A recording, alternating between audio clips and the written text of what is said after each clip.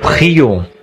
Seigneur, maintenant nous croyons au Fils de Dieu, et grâce à cela, nous acceptons la vie éternelle grâce à lui. Maintenant, nous nous sommes de nouveau rassemblés cet après-midi ou ce soir pour une autre réunion, en comptant sur toi pour le message et pour ce que tu auras à nous dire ce soir. Nous croyons en toi, Seigneur, et nous nous attendons à toi. Tu as dit, ceux qui s'attendent à l'Éternel renouvelleront leur force. Ils s'élèveront avec des ailes, comme un aigle. Nous te prions, ô Dieu, de nous donner cette puissance qui nous élèvera ce soir, alors que nous nous attendons à toi. Nous te remercions pour ces gens, et pour le prix qu'ils ont à tes yeux, et pour le prix qu'ils ont à mes yeux. Je t'en remercie, Père. Ils sont tes joyaux. Et je te prie, ô Dieu, ce soir, de te manifester à eux selon leurs besoins. S'il y a des malades ici, qu'ils soient guéris. S'il y a un doute dans la pensée de quelqu'un, efface-le, Seigneur, et accorde-nous simplement ta présence et tes bénédictions, parce que nous en avons besoin, Seigneur. Tu es celui qui nous suffit entièrement. Et sans toi, nous ne pouvons rien faire.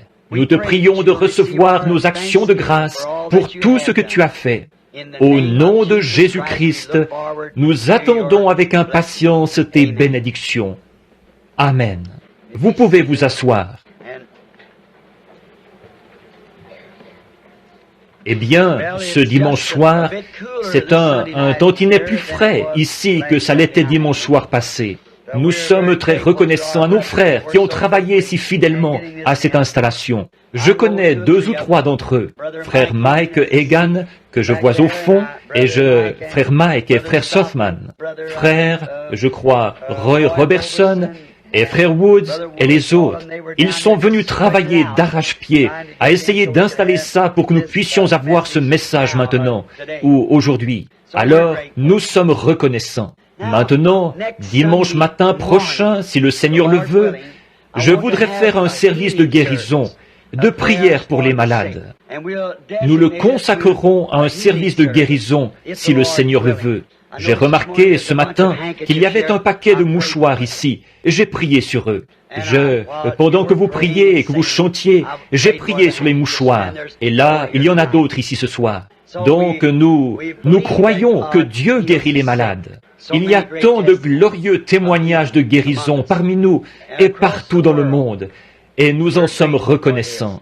Alors j'ai pensé, dimanche prochain, vu que je devrais m'absenter pour un petit bout de temps, et que nous nous en sommes beaucoup tenus à l'enseignement et du message là, j'ai pensé qu'il serait bon pour nous de faire un service de guérison, de prier pour les malades. Et nous avons confiance que Dieu nous donnera des moments glorieux. Maintenant, beaucoup d'entre vous devront faire de nombreux milles en voiture ce soir.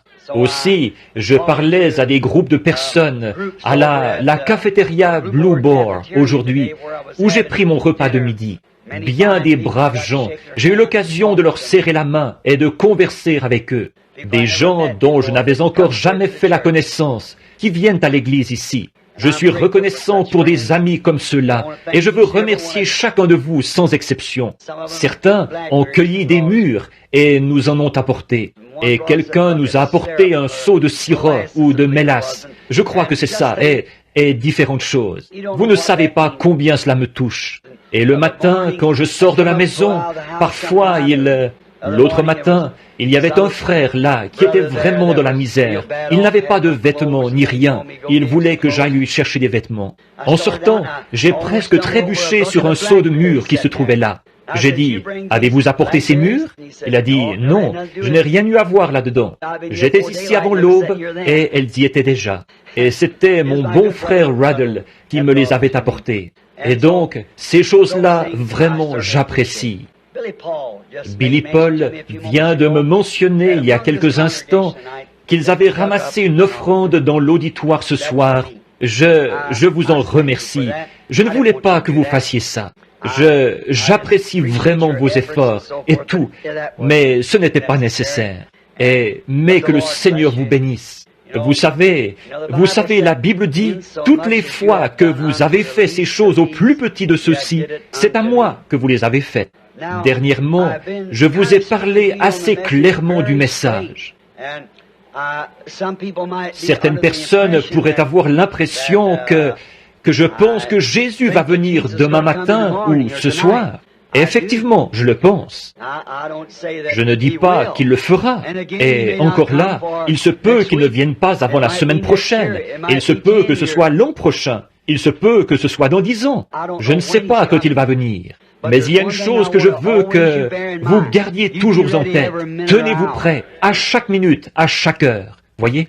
En effet, s'il ne vient pas aujourd'hui, il pourrait bien être là demain. Alors, gardez toujours cela en tête. Il va venir.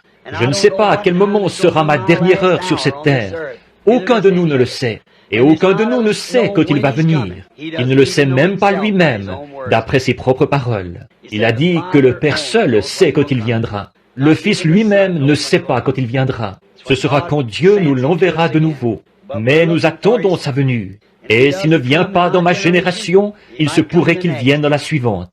S'il ne vient pas dans celle-là, il viendra dans la suivante. Mais moi, à ce que je vois, il ne reste pratiquement plus de temps. Vraiment, à mon avis, ça pourrait arriver d'une minute à l'autre. Or, ça ne veut pas dire, ça ne veut pas dire que vous allez voir les cieux se transformer et tout. Ce n'est pas de cette venue-là que je parle. Je parle de l'enlèvement. Voyez-vous, il effectue 3 venues. Il est venu sous 3 noms de Fils. Il est venu dans une Trinité, Père, Fils, Saint-Esprit. Voyez-vous, tout ça, c'est le même Christ, le même Dieu, tout le temps. Maintenant, nous savons qu'il est venu produire 3 œuvres de la grâce, la justification, la sanctification, le baptême du Saint-Esprit. Tout en Dieu s'accomplit par 3. Et donc, il est venu premièrement pour racheter son épouse. Il vient deuxièmement pour un enlèvement, pour enlever son épouse. Il vient troisièmement avec son épouse, le roi et la reine. Après, et c'est ce moment-là que bien des gens attendent, cette venue-là. Mais cette fois-ci, quand il viendra, presque personne, sauf ceux qui sont prêts, sauront quand il viendra. Des gens ne seront plus là, c'est tout. On ne saura pas ce qui leur est arrivé. Ils seront simplement enlevés en un instant. Et ils auront disparu, c'est tout, changés en un instant, en un clin d'œil. Alors, tenez-vous simplement prêts à cela. Ce serait affreux, un matin, qu'un être cher ne soit plus là, que personne ne puisse les trouver.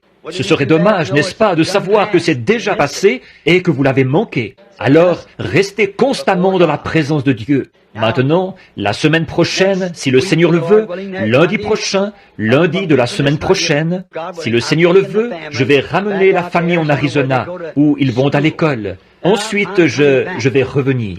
Or, je ne vais pas là-bas, je ne fais pas de réunion là-bas. Je ne suis presque jamais en Arizona. Je suis parti ailleurs.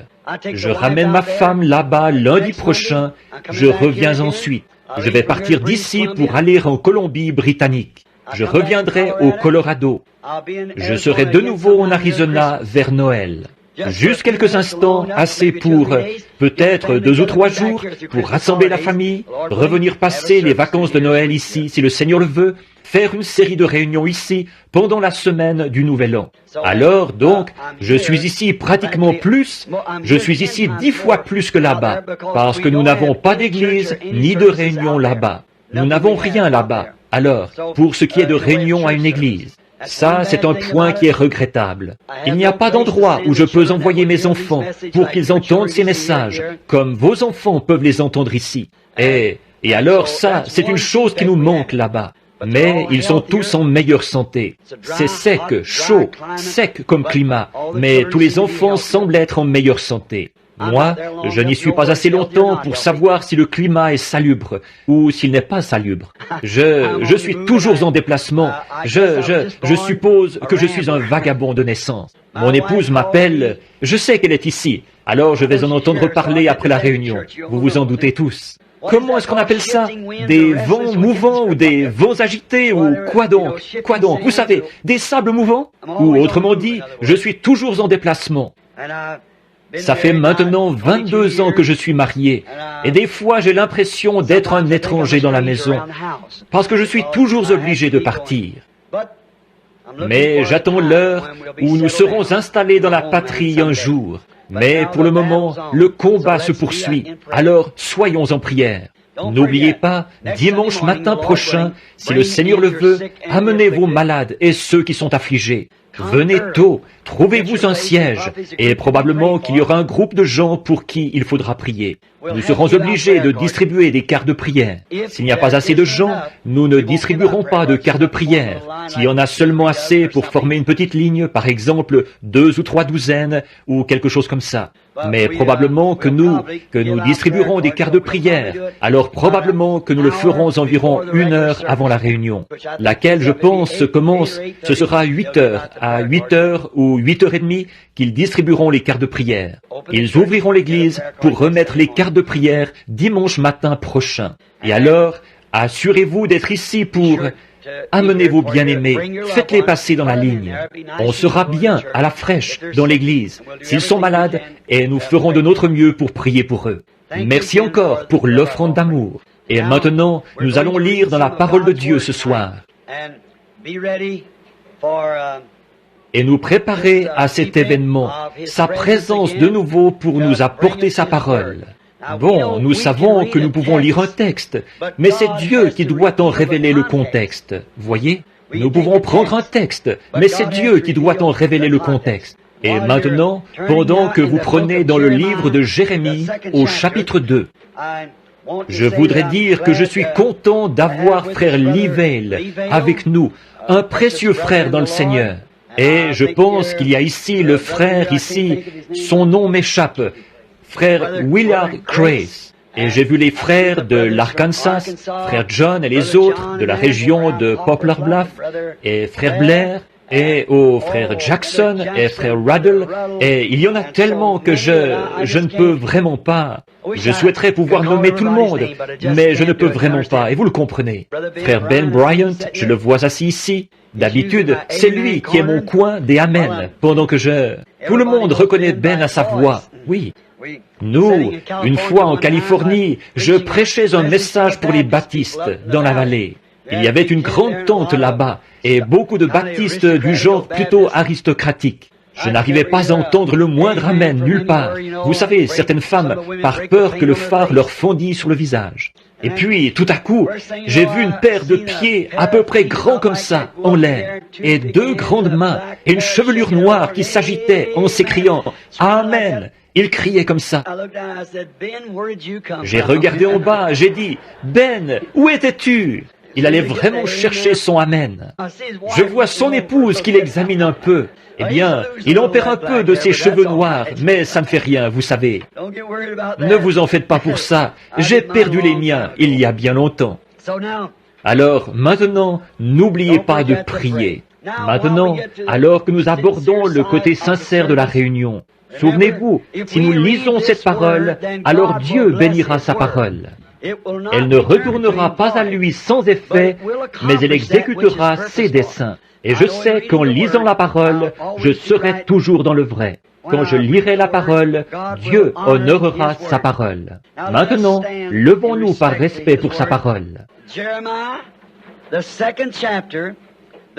Jérémie, chapitre 2, les versets 12 et 13 de Jérémie 2. Cieux, soyez étonnés de cela. Frémissez d'épouvante et d'horreur, dit l'Éternel, car mon peuple a commis un double péché. Ils m'ont abandonné, moi qui suis une source d'eau vive. Pour se creuser des citernes crevassées qui ne retiennent pas l'eau. Maintenant, courbons la tête. Dieu bien-aimé, ta parole a été lue. Nous te prions d'honorer cette parole et de nous en donner ce soir la parabole ou le parallèle. Alors que nous regardons à une époque passée, à Israël, qui ont servi d'exemple. En effet, la Bible nous enseigne que nous pouvons voir comment tu les as traités quand ils ont obéi à la parole. Voir comment tu les as traités quand ils ont désobéi à la parole. et apprendre ce que nous devons faire. Donc, nous te prions de nous parler ce soir d'une manière toute spéciale, pour que nous sachions comment nous conduire en ce jour dont nous avons appris ce matin que nous y vivions. Car nous le demandons au nom de Jésus. Amen. Vous pouvez vous asseoir.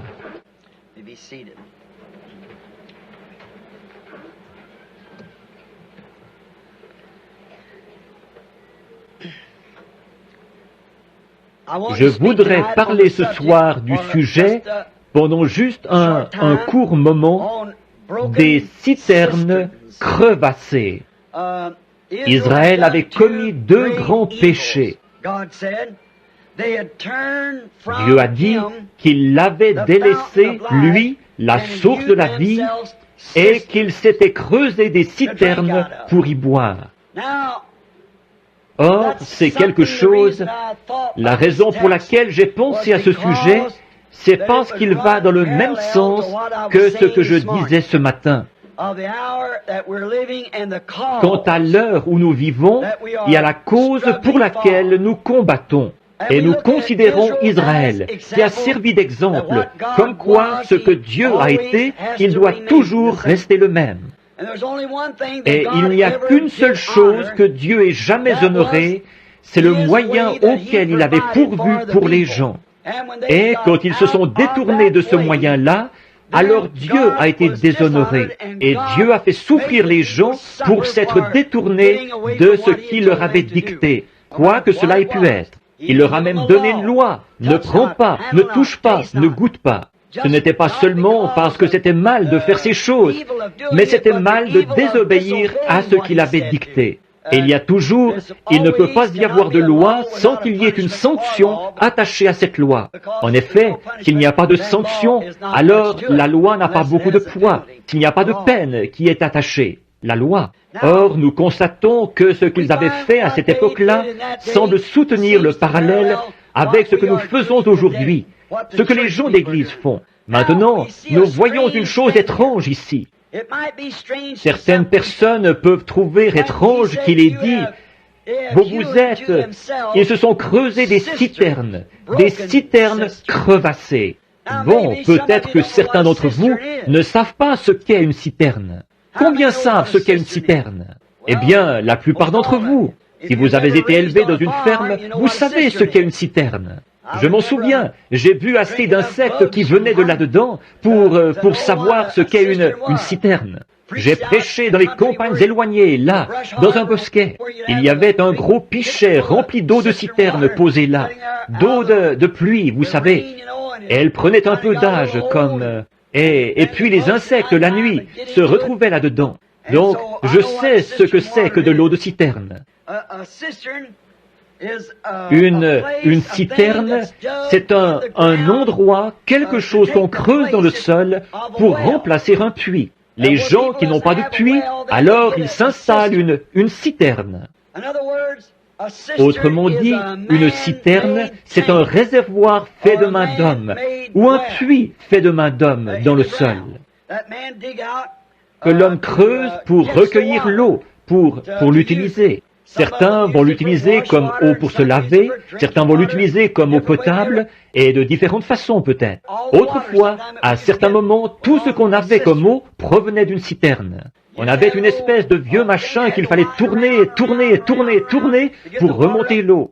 Il y avait des petits seaux attachés à ça pour puiser l'eau de la citerne. Eh bien, nous remarquons une chose au sujet de la citerne, qui la distingue du puits. Bon, la citerne, à un moment donné, elle sera à sec. La citerne ne peut pas se remplir toute seule. Elle n'est pas fiable. On ne peut pas se fier à une citerne. Elle doit dépendre et compter sur les pluies qui tombent pendant l'été ou pendant l'hiver, selon le cas D'habitude, c'est pendant l'hiver, quand il y a de la neige et de la pluie. C'est ce qui amène de l'eau dans la citerne. Et si elle ne recueille pas cette eau-là, alors vous n'avez pas d'eau. Ça sèche. Elle ne peut pas se remplir toute seule. La vieille citerne ne peut pas se remplir toute seule. Elle se remplit grâce aux pluies qui tombent. Et je voudrais vous faire remarquer une autre chose au sujet de la citerne. D'habitude, on trouve, du moins c'était comme ça chez nous, la citerne, d'habitude l'étable est à peu près 2 fois plus grande que la maison. Alors d'habitude l'eau, ils l'amènent dans la citerne en la faisant descendre de l'étable.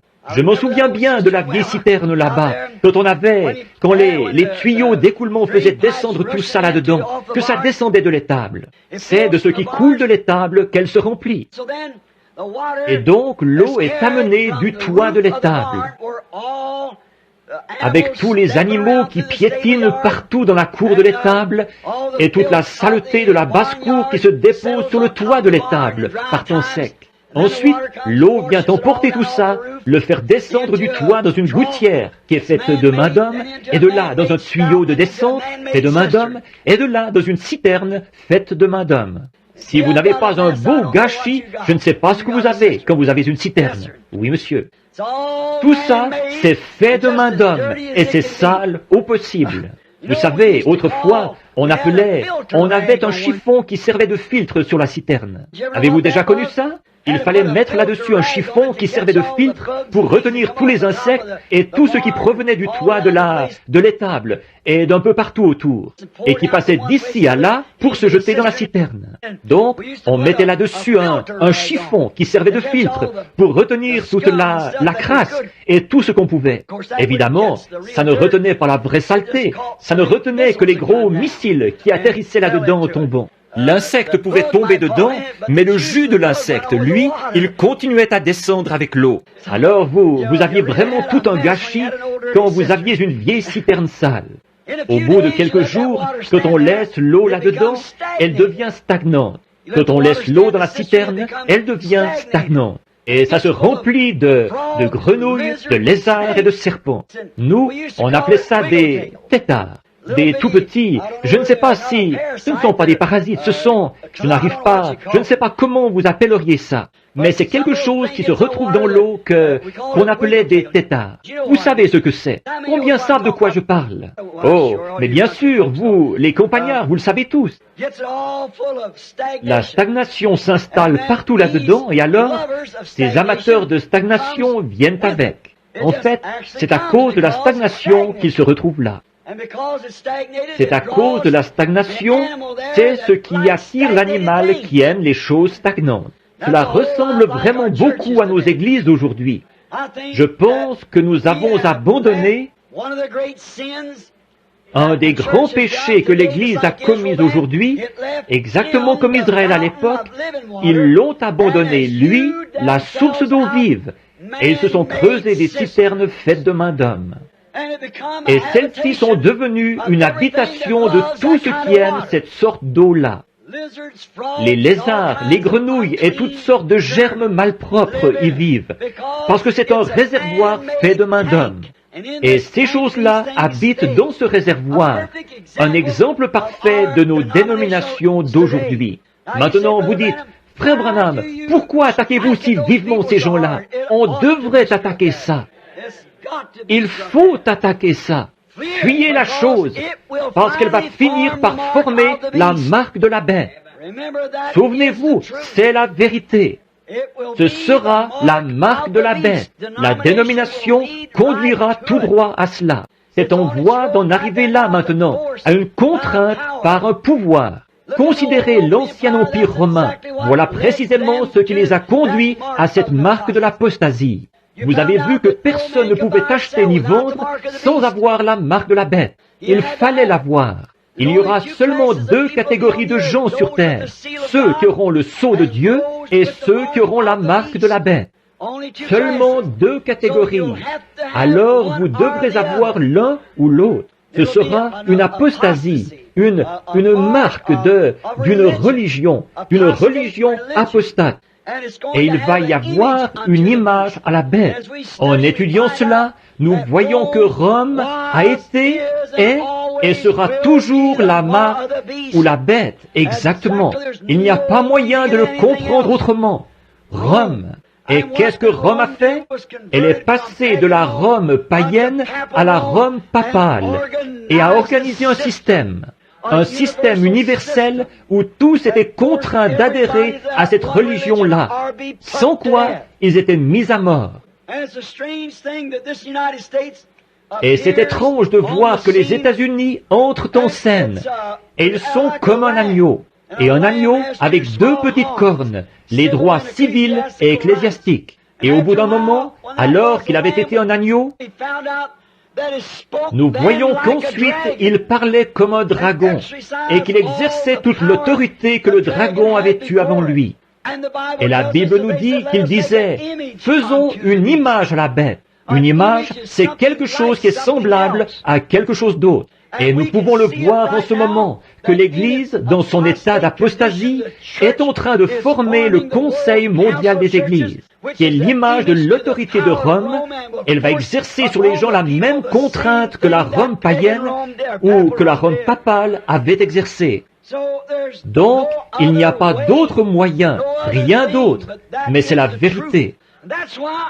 Et c'est pour ça que je m'y attaque, dans mon âge, dans mon temps. C'est parce qu'il faut l'attaquer. L'appel a été lancé de sortir du milieu d'elle, mon peuple, afin que vous ne participiez point à ses péchés. Donc, je compare cela à ces citernes sales, souillées. Il est la source de la vie. Il est l'eau vive. Et les hommes l'abandonnent pour se creuser des citernes qui ne peuvent recueillir que la saleté. C'est la seule chose qu'elles peuvent recueillir. Et c'est ce que fait le système dénominationnel. Il recueille tout ce qui se présente et qui veut adhérer. Ils sont prêts à l'accepter pourvu qu'il ait de l'argent ou qu'ils s'habillent d'une certaine manière. Peu importe qui ils sont, d'où ils viennent, ils les acceptent quand même. Maintenant, nous voyons aussi que cette marque de la bête qui a été formée ici, l'Amérique, son nombre, c'est 13. Elle est née avec 13 colonies. Elle avait un drapeau avec 13 étoiles, 13 bandes. Et elle apparaît même au chapitre 13 de l'Apocalypse.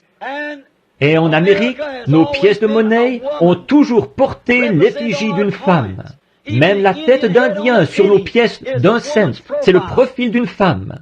Nous le savons, nous connaissons l'histoire là-dessus. Tout, la cloche de la liberté et tout le reste, la liberté, statue de la liberté, tout, c'est une femme. Une femme, le nombre 13. Voyez? Or, c'est beau de voir ces choses-là. Et maintenant, j'ai prédit par une révélation de Dieu ou une vision en 1933 que ces choses allaient se produire avant le temps de la fin. Et l'une d'elles, là, c'était que Mussolini, qui à l'époque était en train d'instaurer sa dictature, il allait instaurer sa dictature.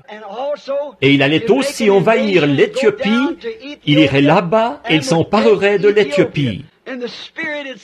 Et l'Esprit, il a dit, il tombera sous sa coupe. Je me demande s'il reste encore des vétérans dans le tabernacle qui se souviennent que j'avais dit ça à la salle Redmond là, que t'on prêchait il y a bien des années. Y aurait-il une personne dans le bâtiment ce soir qui resterait de ceux qui y étaient à la vieille salle Redmond que j'avais prêché ça? Quand il y a eu le NR, il y a longtemps, à l'époque où Roosevelt en était à son premier mandat. Il n'y a pas une seule personne ici, je suppose. Y aurait-il quelqu'un? Oui, une personne. Il y en a une. Oui, Madame Wilson, je me souviens d'elle. Mon épouse, assise au fond. Il en reste 2 de la vieille génération de ceux qui étaient là à l'époque. Quand il disait que le NRA, là, c'était la marque de la bête, j'ai dit, rien à voir, pas du tout. La marque de la bête ne vient pas d'ici, elle vient de Rome. Ça ne peut pas être la marque de la bête. Et maintenant, souvenez-vous que ces choses ont été dites. J'ai dit qu'Adolf Hitler aurait une fin mystérieuse, qu'il déclarerait la guerre aux États-Unis, qu'ils allaient construire un grand machin en béton, qu'ils allaient même vivre là-dedans, et que c'est là que les Américains se feraient battre à plate couture, là. Il s'agissait de la ligne Siegfried, 11 ans avant qu'ils en entreprennent la construction. Et ensuite j'ai dit, mais il arrivera à sa fin, et les États-Unis gagneront la guerre. Ensuite j'ai dit, il y a 3 ismes. Le nazisme, le fascisme et le communisme. Et j'ai dit, ils finiront tous dans le communisme. La Russie va tout absorber dans le communisme. Et j'ai dit, ensuite la science va tellement se développer, l'homme va devenir tellement habile, il va inventer tant de choses qu'il va finir par faire une automobile qui ressemblera à un œuf, avec une espèce de toit en verre, et qui sera commandée par une puissance autre que le volant. Et ils l'ont, cette voiture.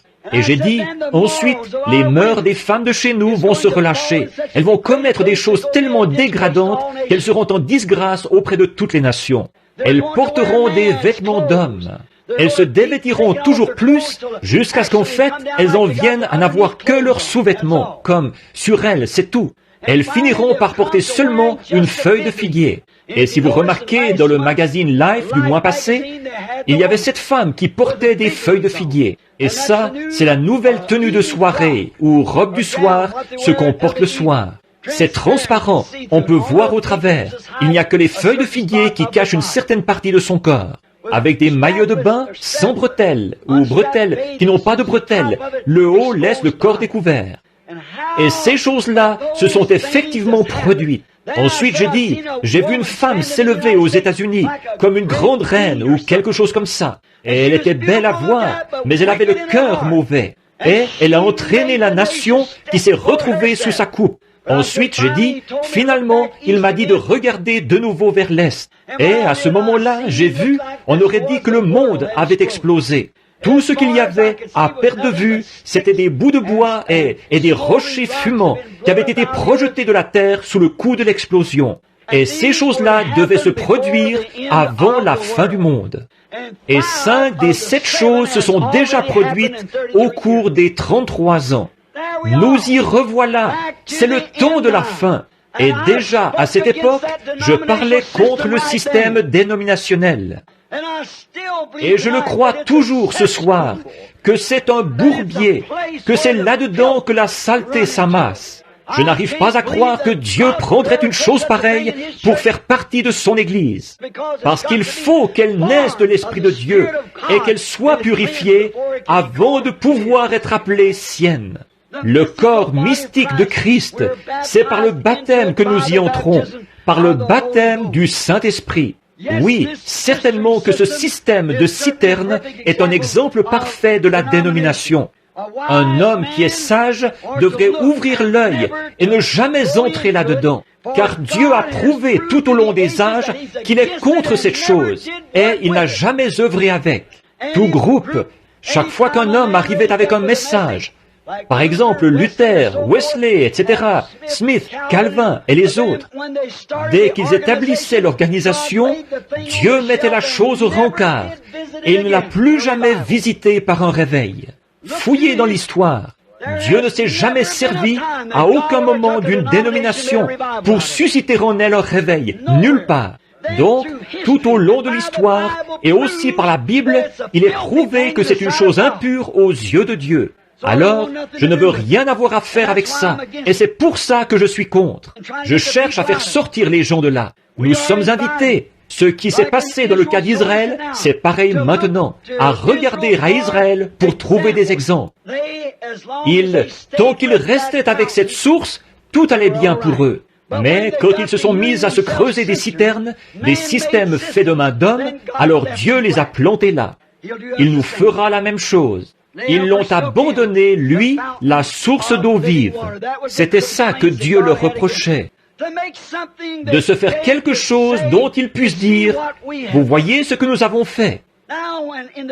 Maintenant, au moment du voyage de Moïse, alors que Dieu, par sa grâce, il leur avait donné un prophète, il leur avait donné une colonne de feu qui les précédait, il l'avait confirmé par des signes et des prodiges.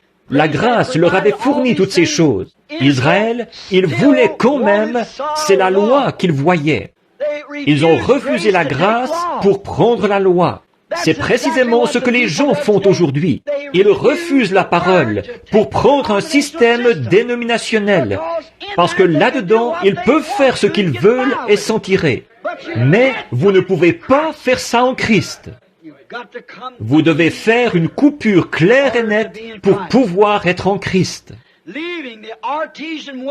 Abandonner le puits artésien pour une citerne, un système fait de main d'homme.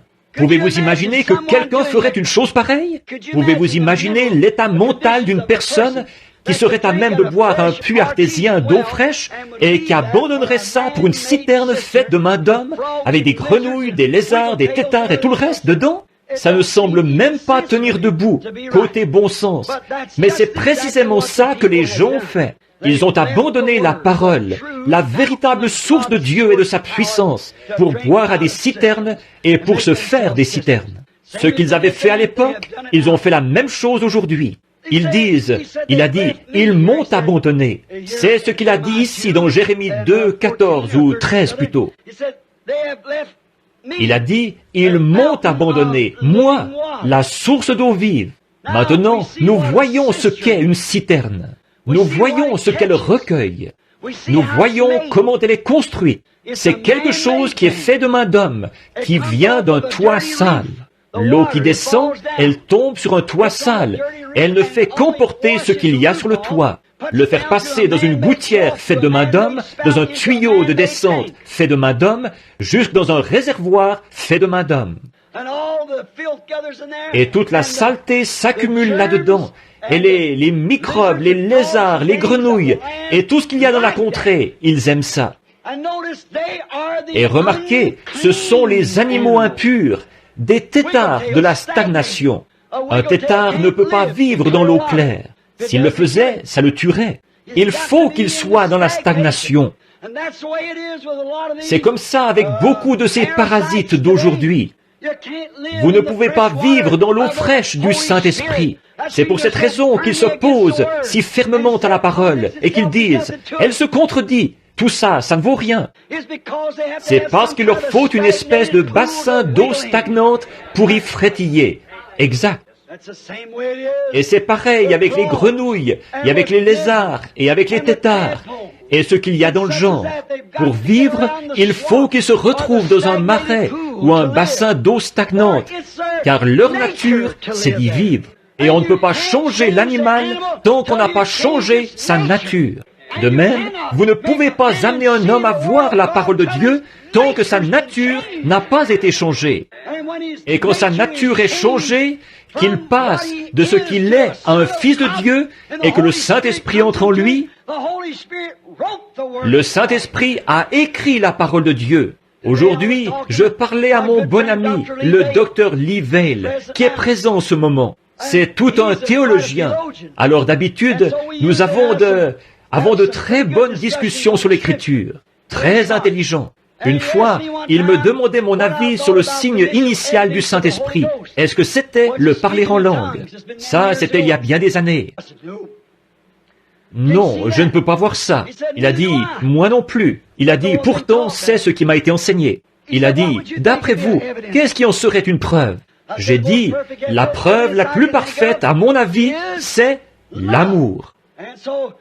Nous nous sommes mis à parler de ça. Et alors, j'ai trouvé que ça semblait être assez juste. Donc, je m'en suis tenu à ça. Si un homme a l'amour. Mais un jour, le Seigneur, par une vision, m'a corrigé. Et il a dit que la preuve qu'on a l'esprit, c'est ceux qui peuvent recevoir la parole. Ni l'amour, ni le parler en langue, mais c'est de recevoir la parole. Et alors, le docteur Vail me disait que c'est scripturaire. Il disait, parce que dans Jean 14, Jésus a dit, quand lui, le Saint-Esprit, sera venu sur vous, il vous révélera les choses que je vous ai enseignées et il vous annoncera les choses à venir. Alors voilà la vraie preuve du Saint-Esprit. Il ne m'a encore jamais rien dit qui soit faux. Alors, c'est la preuve du Saint-Esprit. C'est celui qui peut croire la parole. Si vous pouvez la recevoir. En effet, Jésus n'a jamais dit, quand le Saint-Esprit sera venu, vous parlerez en langue. Il n'a jamais dit que, quand le Saint-Esprit serait venu, vous feriez aucune de ces choses-là. Mais il a dit, il prendra ces choses qui sont à moi, et il vous les annoncera. Et il vous annoncera les choses à venir. Alors, voilà la vraie preuve du Saint-Esprit, selon Jésus lui-même. Toutes ces sensations et tout ce que les gens ont et dont ils se nourrissent encore, vous pouvez voir pourquoi ils font ça. Voyez-vous, cela devient une dénomination ou un bassin d'eau stagnante. Et aucune dénomination ne sera jamais construite sur la parfaite parole de Dieu. C'est impossible, parce qu'on ne peut pas faire de Dieu une nomination ou une dénomination. Non, monsieur. En voici la raison. Prenez un groupe d'hommes qui peuvent croire la parole, qu'ils commencent une organisation. Tout à coup, au bout d'un an, il y a une bande de Ricky là-dedans à qui on ne peut pas faire entendre raison. C'est eux qui ont l'emprise et on ne peut rien y faire. Ce n'est pas le système de Dieu. Non, alors nous savons que cette chose-là, c'est hors de question. Ça devient une citerne. Ça devient un endroit où chacun fait des compromis sur ceci, cela ou autre chose, pour pouvoir intégrer des membres, ou pour que les gens puissent y entrer. Nous voyons que ce système a commencé à un certain moment, du temps des Israélites, quand ils creusaient ces citernes. Il y avait un homme et un groupe de pharisiens qui avaient creusé des citernes. Ils avaient un homme du nom d'Hérode, qui était le proclamateur, qui gouvernait l'État. Et il est venu écouter parler un homme qui ne perdait pas son temps avec leur dénomination. C'était un prophète. Et aucun prophète n'a jamais rien eu à voir dans une dénomination. Au contraire, il haïssait cela. Ce prophète s'est mis à dire, « Ne vous mettez pas à dire en vous-même, nous avons Abraham pour père, car je vous déclare que de ces pierres, Dieu peut susciter des enfants à Abraham. » Ils avaient envoyé un dignitaire pour qu'il vienne l'écouter. Et ce dignitaire avait ôté sa femme à son frère et il l'avait épousée. Et qu'est-ce que cet homme est venu lui dire en face? On pensait qu'il allait faire des compromis et qu'il dirait, « Allons, monsieur, prenez donc un bon siège ici. Et vous devriez, je suis si content que vous soyez venu m'écouter aujourd'hui. » Jean est allé le voir et il lui a dit en face, il ne t'est pas permis de la voir. La toute première chose qu'il a dite, il l'a réprimandé à cause de son péché. Voyez-vous, les dénominations produisent des bassins d'eau stagnante où les hommes peuvent vivre avec des femmes. Et ces femmes peuvent faire n'importe quoi, se couper les cheveux, porter des shorts et tout le reste, et se dire chrétiennes. Mais une véritable source, alléluia, de la puissance de Dieu, ça ne pourra pas demeurer là, parce qu'elle va pousser tout cela dehors. Je suis la source d'eau vive. Ils m'ont abandonné pour se creuser des citernes. Or, une source d'eau vive, nous voyons, une source d'eau vive, qu'est-ce que c'est? Maintenant que nous avons vu ce qu'est la citerne, une source d'eau vive, qu'est-ce que c'est? C'est un puits artésien. Un puits artésien, qu'est-ce que c'est, frère Branham? C'est un puits dont la source est toujours souterraine et qui fait jaillir son eau. Il coule tout le temps. Il se suffit à lui-même. C'est toujours frais et pur. Un puits artésien, une source d'eau vive. Ce n'est pas mort et en stagnation, c'est vivant. C'est toujours en changement, produisant quelque chose de neuf tout le temps. Avançant, puisant dans ses ressources. Il puise ses ressources au fond de lui-même. Et c'est, encore là, une source d'eau vive jaillissante. Il se nettoie tout seul. C'est de l'eau propre, pure, propre. Il se suffit à lui-même. On n'a pas besoin d'attendre que les pluies remplissent son réservoir. Il bouillonne tout le temps. Il donne son eau gratuitement. On n'a pas besoin de le pomper, de le remonter, de le tordre ou d'y adhérer. C'est une source d'eau vive, tout simplement.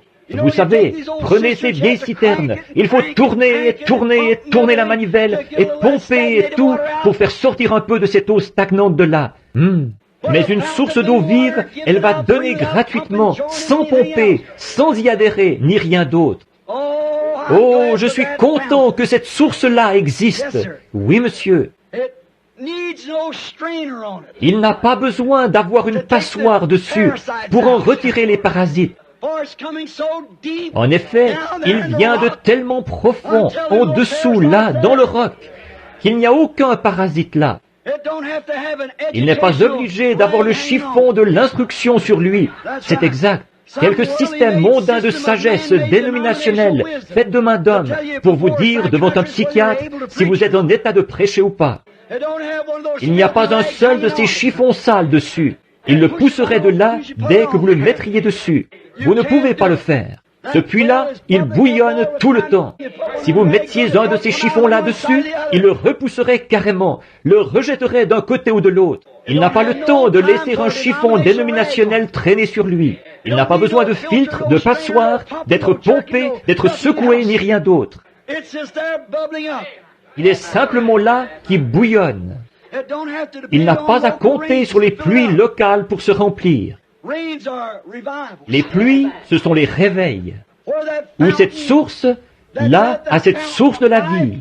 Où sera le corps, là s'assembleront les aigles. Vous n'avez pas à pomper pour avoir un réveil, vous n'avez pas à pomper pour produire quoi que ce soit. Tout ce que vous avez à faire, c'est simplement de venir à la source. Elle est toujours remplie de bonne eau fraîche. Elle n'a pas de faim. Elle bouillonne constamment, tout le temps. Vous n'avez pas à aller à la citerne dire, eh bien, s'il pleut et qu'on accumule les eaux qui tombent sur les tables, on va avoir quelque chose à boire. Voyez? Oh là là, là là, pas dans ce cas-ci. Ce puits artésien laisse jaillir de la bonne eau froide tout le temps. Vous pouvez compter dessus. Vous n'avez pas à dire, eh bien, je vais aller à la vieille citerne. Avant, on y buvait, mais ça fait longtemps qu'on n'a pas eu de pluie. Je te le dis, il se peut qu'elle soit à sec. C'est comme ça que sont certains de ces systèmes faits de main d'homme. Vous pouvez entrer là si vous avez quelque chose de grande envergure qui est en train, une grande cabale où on vend quelque chose ou un événement quelconque. Une grande fête et des choses qui se passent, de jouer au loto et de faire des fêtes au sous-sol et tout. Là, vous trouverez peut-être une salle comble. Mais quand vous allez à l'endroit où cette fontaine bouillonne, c'est toujours, les gens sont là à boire de la bonne eau froide. Vous pouvez compter là-dessus. Vous dites, ça fait 10 ans qu'ils n'ont pas eu de réveil. Si vous vivez près de cette source, elle est toujours en réveil. Comme le disait le petit Gallois, où, une fois, à l'époque du réveil du pays de Galles, des dignitaires étaient venus des États-Unis. Quelques-uns de ces grands docteurs en théologie se sont rendus au pays de Galles pour voir où tout cela se passait et ce qu'il en était. Alors, ils avaient leur col tourné vers l'arrière et leur chapeau en tuyau de poil et ils marchaient dans la rue. Et voilà un petit agent de police qui arrive, il faisait tournoyer sa petite matraque en sifflant « À la croix où mourut mon sauveur, je suis venu briser de douleur.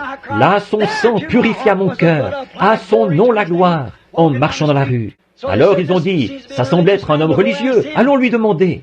Ils ont dit, monsieur? Il a dit, oui monsieur. Il a dit, nous sommes venus des États-Unis, nous sommes d'une délégation. Nous sommes venus ici pour faire une enquête sur le prétendu réveil du pays de Galles.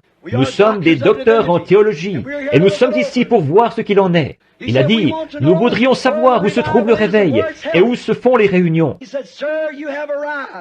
Il a dit, monsieur, vous y êtes. C'est moi, le réveil du pays de Galles. Amen. Le réveil du pays de Galles est en moi. C'est ici que ça se passe. C'est comme ça quand vous vivez près de cette source d'eau vive.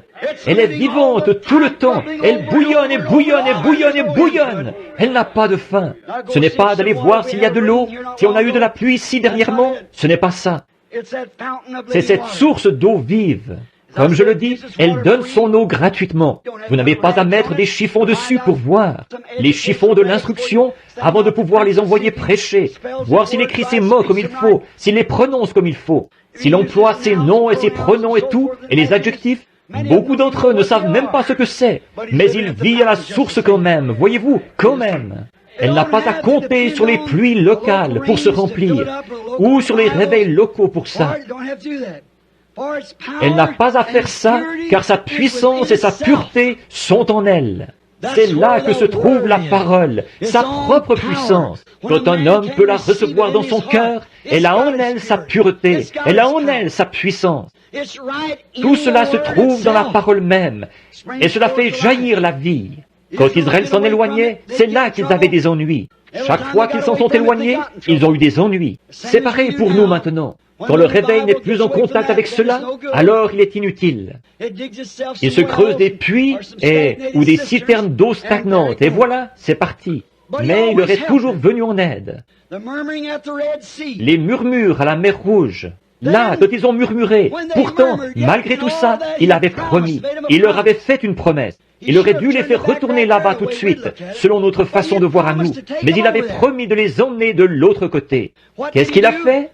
Aux enfants d'Israël, il leur a fourni la colonne de feu et tout, comme confirmation, leurs prophètes. Et ils les ont conduits là-bas jusqu'à la mer. Et il y a toujours des ennuis qui se présentent pour s'opposer à cela. Et là, Pharaon est arrivé avec son armée. Et savez-vous ce que Dieu a fait? Il a simplement ouvert cette citerne rouge d'eau stagnante. La mer morte, c'est la chose la plus morte du monde. Elle est vraiment morte, elle est stagnante, rien ne peut y vivre. Et il l'a ouverte et il les a mis en liberté de l'autre côté. Il les a amenés là où n'auraient pas être liés par une chose pareille. Dans le désert, ils ont vu qu'ils ne pouvaient pas compter sur les réservoirs. Ceux-ci étaient à sec. Ils ont vu, ils allaient d'une mare à l'autre. Quand ils étaient dans le désert, ils mouraient de soif. Ils voulaient à boire. Ils allaient à ce réservoir-ci, un étang, il était à sec. Ils allaient ailleurs, c'était à sec. Ils ne pensaient plus pouvoir un jour trouver à boire. Et alors, à l'endroit le plus invraisemblable de tout le désert, c'est là qu'ils ont trouvé l'eau. Elle était dans un rocher. Elle était dans un rocher. L'endroit le plus invraisemblable où un homme puisse trouver de l'eau, c'est bien dans un rocher sec au milieu d'un désert. Mais vous voyez, Dieu fait ce genre de choses, à l'endroit le plus invraisemblable, de la façon la plus inhabituelle. Ça s'est toujours passé comme ça. Ils pensent qu'il faut qu'on ait un grand rassemblement de dénominations. Ils se réunissent tous, que ça fourmille de gens et tout, que ça collabore par milliers et tout, comme ça, pour avoir un réveil. Parfois, Dieu va prendre le petit homme qui ne sait même pas son alphabet. Et au beau milieu d'un groupe de gens illettrés qui savent à peine distinguer leur droite de leur gauche, il peut susciter un réveil qui va secouer le monde. Il l'a fait à l'époque de Jean. Il l'a fait à l'époque des prophètes. Jamais aucun d'eux, pour autant que nous le sachions, n'a eu d'instruction. Mais Dieu pouvait s'emparer d'eux et accomplir quelque chose par eux. De ce rocher sont sortis les eaux. Il était le rocher. Et il a donné cet ordre. Le rocher devait être frappé. Et il a donné de l'eau pure, fraîche et propre, en abondance, à tous ceux qui ont accepté de boire.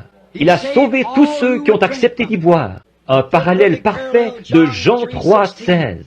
Dieu a tant aimé le monde qu'il a donné son Fils unique, que quiconque croit à lui ne périsse point, mais qu'il ait la vie éternelle. Dieu a frappé ce rocher au calvaire. Notre jugement est tombé sur lui, afin que de lui vienne l'esprit de vie, qui allait vous donner, à vous et à moi, la vie éternelle. C'en est une parabole parfaite, là, dans le désert. Ils n'ont jamais eu à tirer, à creuser, à pomper, ni rien, seulement avoir part gratuitement aux moyens qu'il avait fournis. Alors, ils n'avaient pas à sortir ça d'un étang, ils n'avaient pas à remonter ça dans un seau, ils n'avaient pas à avoir un treuil pour aller chercher ça. Tout ce qu'ils avaient à faire, c'est d'y avoir part. Et c'est tout ce qu'il faut maintenant. Vous n'avez pas à adhérer à quoi que ce soit. Vous n'avez pas à aller vous agenouiller à l'autel et fabriquer quelque chose, pomper quelque chose. Vous n'avez pas à répéter le même mot maintes et maintes fois jusqu'à ce que vous ayez un langage confus. Tout ce que vous avez à faire, c'est d'y avoir part, gratuitement, à lui, le moyen fourni par Dieu. Pas besoin de pomper, de pousser, ni rien. Il suffit d'en prendre gratuitement. Vous n'avez pas besoin de faire quoi que ce soit, juste d'y prendre part. C'est-à-dire juste de le croire. C'est tout ce que je peux dire là-dessus. Ils n'ont jamais rien eu à faire pour ça. Ils n'ont jamais eu à creuser pour l'obtenir. Ils n'ont jamais eu à s'agenouiller et pleurer toute la nuit pour l'obtenir. Ils y ont simplement eu part. Il avait été frappé et il était prêt. C'est exact. Je suis en train de regarder un homme qui est assis au fond de la salle ici.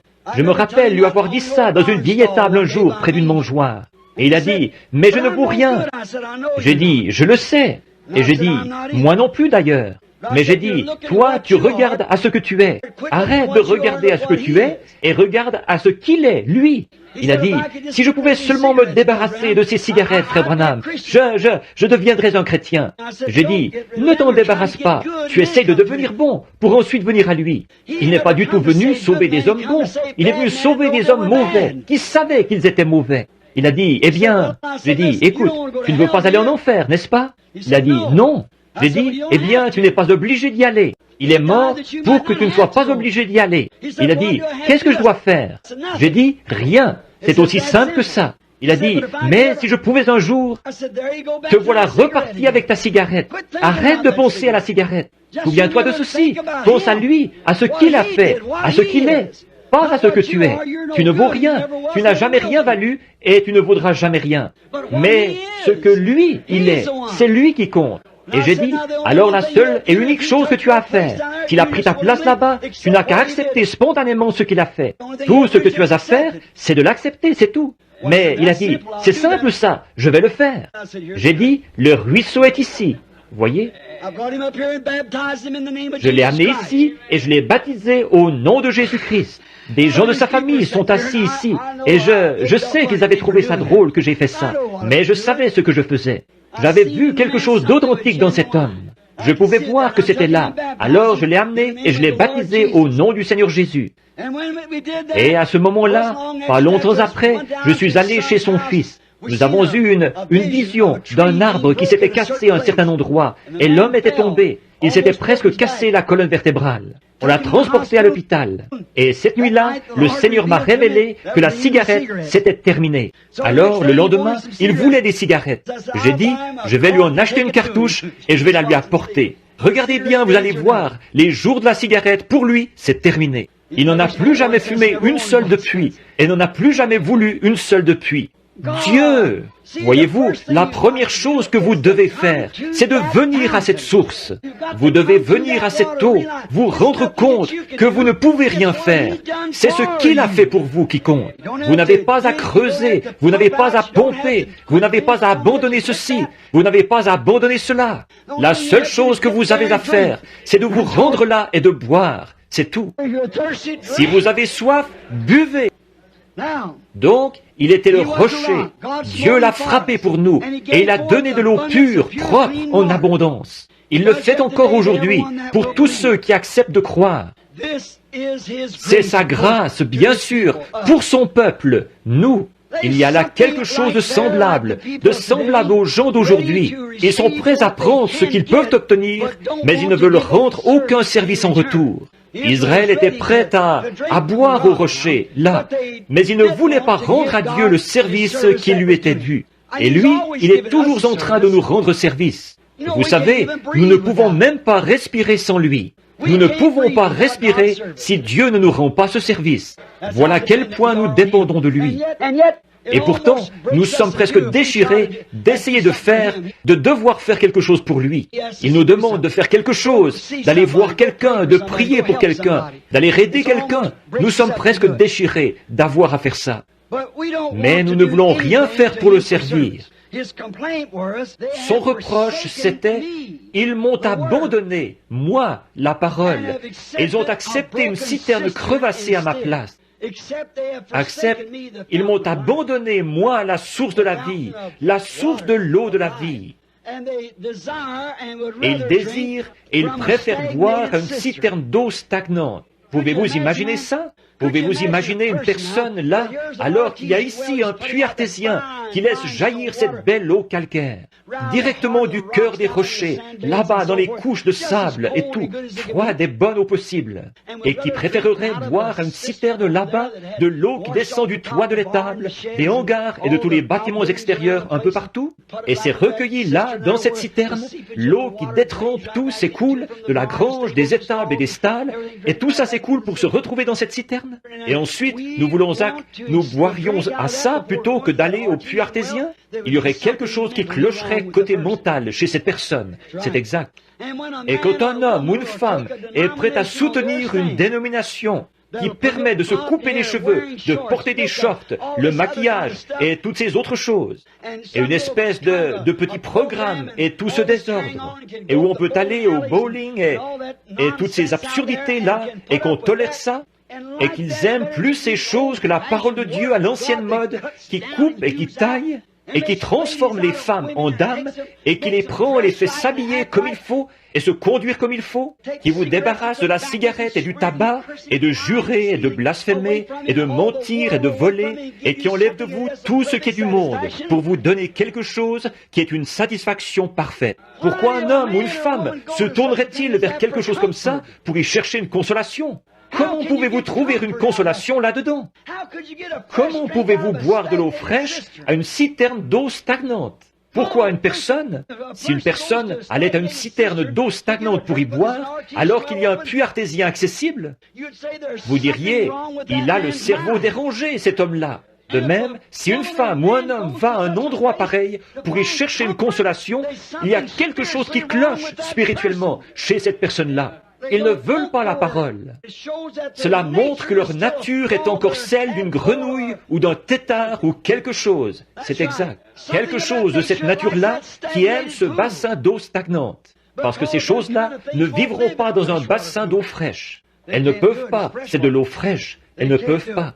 Donc, le reproche, c'était qu'ils l'avaient abandonné. Et aujourd'hui, ils ont fait la même chose. Maintenant, regardez la femme au puits. Eh bien, elle est arrivée à la citerne de Jacob. Et c'est là qu'elle allait puiser son eau, depuis toujours, à la citerne de Jacob. Mais la citerne de Jacob, la dénomination, ce qu'on l'appellerait, parce qu'il en avait creusé 3, et celle-là, ce n'était une qu'il avait creusée.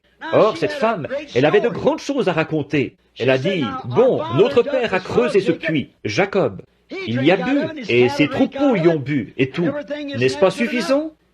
Il a dit, « Mais l'eau que tu y puises, tu as encore soif. Tu dois revenir ici en chercher. » Mais il a dit, l'eau que je te donne, c'est une source, un geyser qui jaillit de l'intérieur.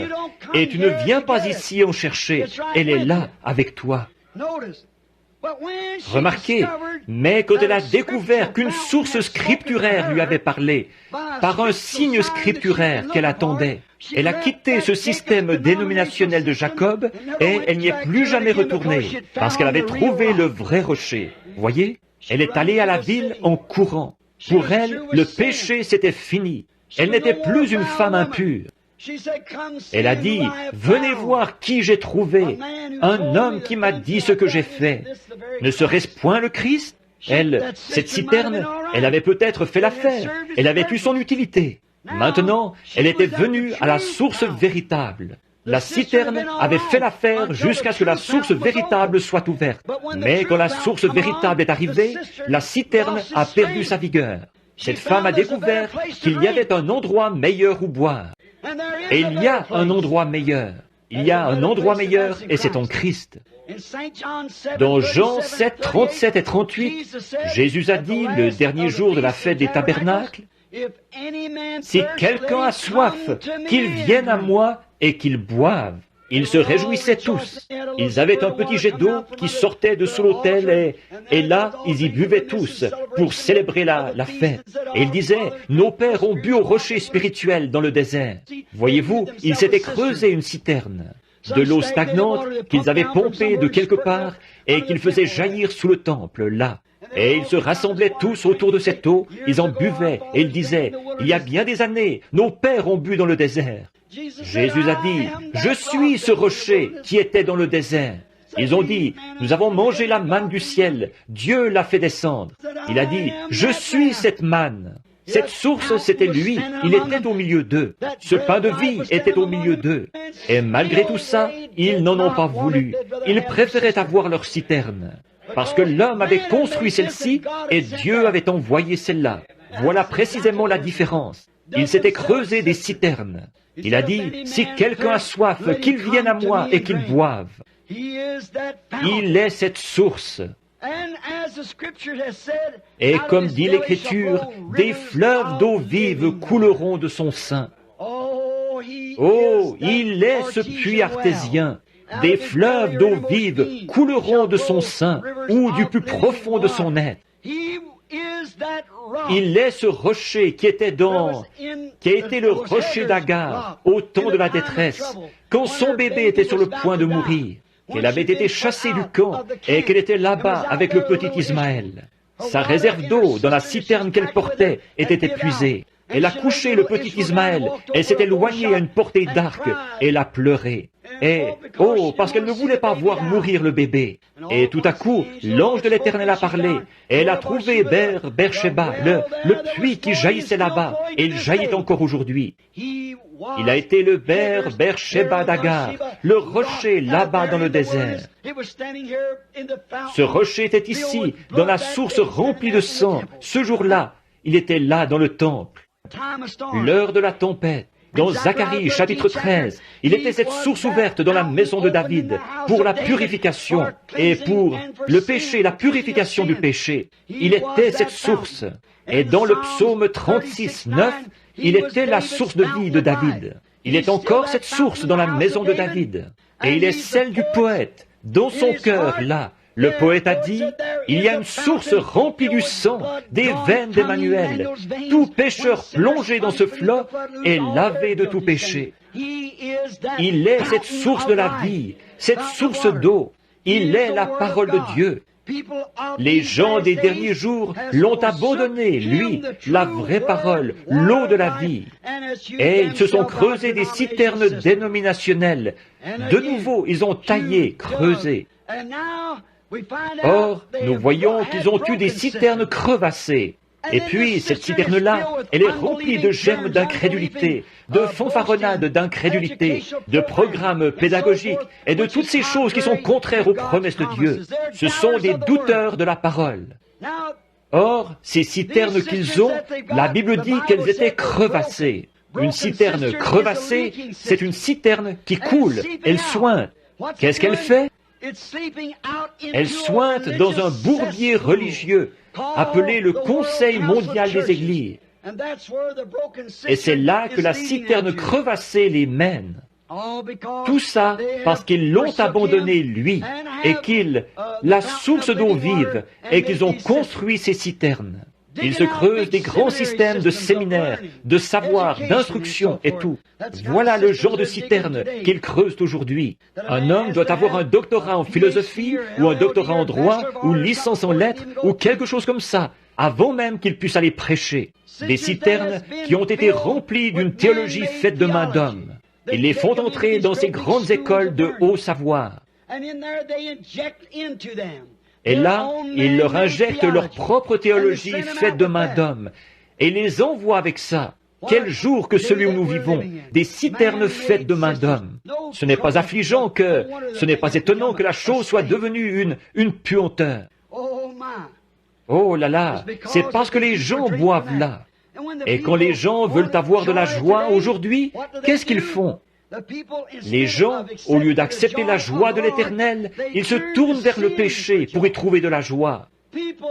Les gens qui vont à l'église et qui disent être des serviteurs de Christ, quand ils sont très agités, ils vont s'allumer une cigarette. Et quand elles veulent s'amuser, elles enfilent leurs vêtements indécents et elles vont tondre la pelouse à l'heure où les hommes passent par là pour qu'ils les sifflent. Elles font tout ce qu'elles peuvent pour être populaires. Elles veulent ressembler aux vedettes de cinéma. C'est ça leur joie. Alors que Jésus a dit, « Je suis celui qui leur suffit ». La raison pour laquelle ils se tournent vers ces choses, c'est parce qu'ils ne veulent pas boire à cette source. Ils l'ont rejetée. Ils ne veulent pas y boire. Ils adhèrent à une espèce de système fait de main d'homme. Une espèce de citerne remplie de toutes sortes de choses stagnantes, où ils peuvent aller comme ça. Hier, nous avons emmené les enfants sur la rivière. Je crois que c'était samedi matin. Nous y sommes allés. Billy était allé pêcher en bateau. Et nous avons emmené les enfants, mon petit-fils et les autres, ma fille et mon petit garçon, et nous sommes allés à la rivière pour nous promener en bateau. On ne pouvait même pas se promener en bateau sur la rivière, tant il y avait de gens souillés, sales, crasseux, là sur la rivière à moitié nus, et qui faisaient n'importe quoi. Un bateau est passé près de nous, une bande de jeunes garçons de 12, 14 ans, chacun avec une canette de bière à la main et une cigarette. Ils appellent ça s'amuser. Oh là là, combien de temps ce monde peut-il subsister avec un système pareil? Ensuite, pour se débarrasser de la pensée qu'à leur mort ils iront en enfer, ce qu'ils font, c'est qu'ils vont adhérer à l'une de ces citernes faites de main d'homme. Donc, c'est cette même race de gens qui est rattachée à cette citerne. Ce n'est rien d'autre qu'une bande de têtards du monde impurs, souillés. Et ils s'associent à cela, parce que, comme ma vieille mère le disait autrefois, qui se ressemble, s'assemble. Ils ne veulent pas venir à la source, être purifiés de cette vie de péché. Ils veulent vivre là-dedans, tout en continuant à affirmer qu'ils sont chrétiens. Pourquoi? Ils se sont détournés de lui, la véritable source de la joie, de la vie, d'une vie et d'une satisfaction parfaite. C'est pour cette raison-là qu'ils l'ont fait, c'est parce qu'ils veulent adhérer à ça. Il y a des gens qui sont comme ça là-dedans, qui croient à ce genre de choses. Il n'y a pas longtemps, frère Fred et moi, et frère Tom, tout un groupe, nous sommes allés à une église baptiste réputée de la ville de Tucson, pour voir si nous ne pourrions pas y trouver un petit quelque chose qui nous requinquerait peut-être un peu. Et le ministre a dit quelque chose au sujet des gens en Égypte. Quand ils sont partis, ils mangeaient de l'ail et tout, et ils voulaient retourner là-bas manger ça. Il a dit, ça ressemble un peu aux gens d'aujourd'hui. Et nous, tout le monde, on a dit, Amen. Je n'ai jamais vu une bande pareille.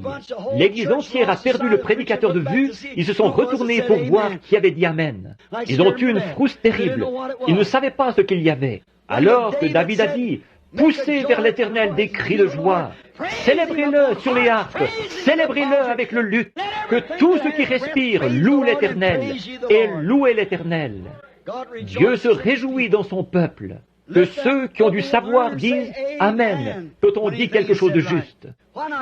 Pourquoi ne pas abandonner ce système et ces citernes du monde pour vous tourner vers le système fidèle de Dieu, c'est-à-dire le puits artésien, Jésus-Christ?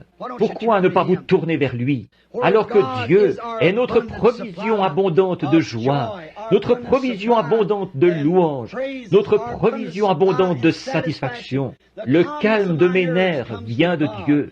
Quand je suis dans tous mes états, je trouve ma satisfaction en Christ. Pas dans une cigarette, pas dans les choses du monde, pas en adhérant à un credo, mais en le trouvant lui, la parole promise, qui a dit, si je m'en vais, je reviendrai pour vous prendre avec moi. C'est là que je trouve ma joie. Il est ma joie. Aujourd'hui, ils disent qu'en adhérant à ces choses et qu'en formant ce Conseil mondial des Églises, ils vont faire un endroit où on pourra mieux vivre. Sincèrement, ce que j'en pense, c'est qu'ils vont faire un endroit où on pourra mieux pécher. C'est simplement, toute la chose, c'est du péché de toute façon, pas pour y vivre, mais pour y mourir. De faire un endroit où pécher au lieu d'un endroit où vivre. Toute autre chose, tout ce qui n'est pas Jésus-Christ et sa parole de vie, c'est une citerne crevassée. Tout ce qui essaie de remplacer cela, tout ce que vous essayez de faire pour en retirer de la paix, tout ce que vous essayez de faire pour en retirer une consolation, toute joie que vous recevez de quoi que ce soit d'autre pour remplacer ceci, c'est une citerne crevassée remplie de saleté. Lui, il donne une satisfaction parfaite. Je me souviens, ici en été, il y a quelques années, je suis sorti par la porte de derrière. Un jeune galopin qui était là m'a dit, il a dit, vous savez, la raison pour laquelle vous parlez toujours comme ça des femmes, parce qu'elles portent des shorts et tout, il a dit, c'est parce que vous êtes un vieil homme. Il a dit, c'est pour cette raison-là. J'ai dit, écoute, quel âge as-tu? Il a dit, 27 ans. J'ai dit, quand j'étais bien des années plus jeune que toi, je prêchais la même chose. J'ai trouvé une source de satisfaction. Il est ma portion. Amen.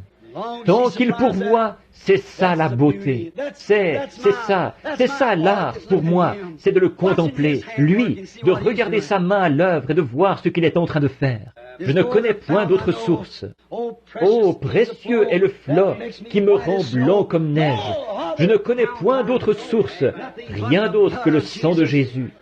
Il y a une source remplie du sang, des veines d'Emmanuel. Tout pécheur plongé dans ce flot est lavé de tout péché. Je vous le dis, je ne connais point d'autre source que cette source-là. Elle m'a purifié quand j'étais sale. Elle me garde purifié parce que je veux vivre tout près d'elle. Boire de cette eau fraîche qui remplit mon âme de joie. Je peux être abattu au possible, avoir l'impression de ne pratiquement plus pouvoir tenir un autre round, de ne plus pouvoir aller ailleurs. Alors je peux m'agenouiller et mettre le doigt sur une promesse, dire, Seigneur Dieu, tu es ma force, tu es ma satisfaction, tu es mon tout en tout. Je peux sentir quelque chose qui se met à bouillonner à l'intérieur de moi, là. Je reprends le dessus. J'ai passé le cap de la cinquantaine. Alors je me réveille le matin. Vous savez ce que c'est? J'ai toutes les peines du monde à sortir un pied du lit. Oh, on n'y arrive pratiquement pas. Il y a quelqu'un à la porte qui frappe. Ou Billy qui me dit qu'il y a une urgence quelque part, que je dois y aller. Et je me dis, comment vais-je arriver? J'essaie de sortir un pied du lit. Je pense, tu es la source remplie de ma force. Amen. La force et le secours me viennent de l'Éternel. Tu es mon puits artésien, tu es ma jeunesse. Ceux qui s'attendent à l'Éternel renouvelleront leur force. Ils s'élèveront avec des ailes comme l'aigle. Ils courront et ne se fatigueront pas. Ils marcheront et ne se lasseront pas. Seigneur Dieu, il est de mon devoir d'y aller. On m'appelle à être à mon poste. Et tout à coup, quelque chose commence à gargouiller à l'intérieur de moi. L'autre jour, dans un petit bâtiment, je faisais une réunion ici à Topeka, dans le Kansas. Il y avait un jeune homme, un jeune prédicateur, un de mes premiers commanditaires. Frère Roy, assis ici, se rappelle où c'était. Là-bas, dans ce grand endroit, il y avait ce ministre était allé sous le toit ou quelque part. La paroi latérale s'était effondrée. Il s'était retrouvé écrasé là-dessous. Le jeune homme allait mourir. Son foie avait été perforé. Sa rate s'était déplacée sous l'impact. Plusieurs tonnes s'étaient écroulées sur lui. Au petit déjeuner, j'étais assis. Je parlais à ma femme. J'ai dit, ma femme, tu sais, si Jésus était ici, sais-tu ce qu'il ferait? J'ai dit, quand il m'a parrainé, je crois à cette parole, c'est Christ qu'il parrainait. Et j'ai dit, ça, c'est une ruse du diable. J'ai dit, si Jésus était ici, il irait imposer ses mains saintes sur lui.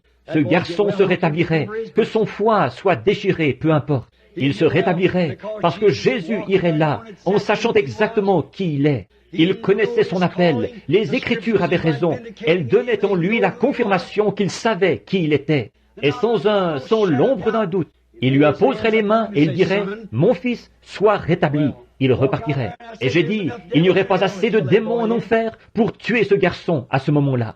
J'ai dit, il se rétablirait. Mais j'ai dit, tu vois, chérie, lui, c'était Jésus, les mains saintes de Dieu. J'ai dit, moi, je suis un pécheur. Je suis né d'une naissance par le sexe. Mon père et ma mère étaient tous les deux pécheurs. Et moi, je ne suis qu'un moins que rien, un minus. Et j'ai dit, mais sais-tu quoi? Si le Seigneur me donnait une vision et qu'il m'envoyait là-bas, alors là, ce serait autre chose. J'ai dit, j'irais lui imposer les mains, il quitterait ce lit s'il me donnait une vision. Alors, je me suis mis à réfléchir. Après tout, s'il y avait eu la vision, qu'est-ce qu'il y aurait eu? Ça aurait été les mêmes mains sales sur lui? Ah oui, le même homme qui aurait prié pour lui, les mêmes mains sales. Alors, je me suis mis à penser, je suis son représentant. Alors, Dieu ne me voit pas. Le sang de celui qui est juste repose là-haut sur l'autel. C'est ce qui intercède pour moi. Il est celui qui me suffit, il est ma prière, il est ma vie. J'ai dit, la seule chose qui m'amènerait à poser avec foi mes mains sur lui, c'est parce que j'ai la foi dans la vision. Et sans la vision, la même foi ferait la même chose. Alors je peux considérer que moi, je ne suis rien, mais considérer que lui, il est mon tout en tout. Il est ma vie, il est celui qui me mandate. Aucune dénomination ne m'a envoyé, c'est lui qui m'a envoyé. Alléluia, j'y vais en son nom, je vais lui imposer les mains. Je suis allé là-bas imposer les mains à ce garçon, et ce soir-là, il était à la réunion parfaitement rétabli. Amen. Oh oui, il est cette source. Je ne connais point d'autre source, rien d'autre que le sang de Jésus. Je suis un individu méprisable, je suis un vaurien, c'est ce que nous sommes tous, mais devant Dieu, nous sommes parfaits. Soyez donc parfaits, comme votre Père Céleste est parfait. Comment pouvez-vous l'être? Parce que quelqu'un qui est parfait nous représente là-bas. Cette source est là, tous les jours, fraîche. Pas quelque chose qui est stagnant, mais une source fraîche, tous les jours, qui efface tous mes péchés. Il est cette source. Maintenant, pour conclure, je dirai ceci. Toutes les choses qui diffèrent de ceci, ce sont des citernes crevassées, qui finiront par laisser s'écouler ce que vous y mettez. Si vous mettez tous vos espoirs, tout votre temps et tout dans une de ces citernes d'eau stagnante, Jésus a dit que c'était des citernes crevassées. Dieu a dit, elles sont crevassées, elles laisseront s'écouler tout ce que vous y mettrez.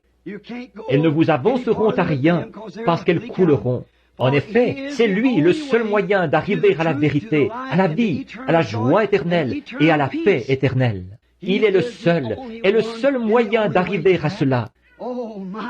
Oh là là, l'inépuisable source de la vie, c'est Jésus-Christ. Pourquoi? Et qui est-il?